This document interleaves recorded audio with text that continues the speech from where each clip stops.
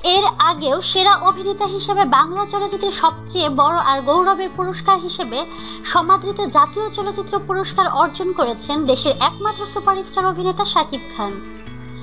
এবার তৃতীয়বারের মতো একইভাবে প্রধানমন্ত্রীর হাত থেকে সেরা অভিনেতার পুরস্কার নিলেন শাকিব। 2015 সালে মুক্তি পাওয়া সিনেমাগুলোকে নিয়ে সোমবার 24 জুলাই রাজধানী বঙ্গবন্ধু আন্তর্জাতিক সম্মেলন কেন্দ্রে অনুষ্ঠিত হলো এবারের জাতীয় চলচ্চিত্র বিতরণ অনুষ্ঠান,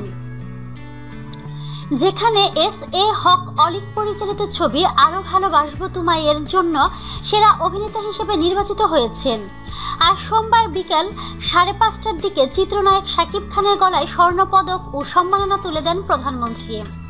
তবে এবার সেরা অভিনেতা হিসেবে শাকিব খান একা নন, বরং 0 ডিগ্রি সিনেমার জন্য যৌথভাবে সেরা অভিনেতার পুরস্কার পান অভিনেতা মাহফুজ আহমেদ।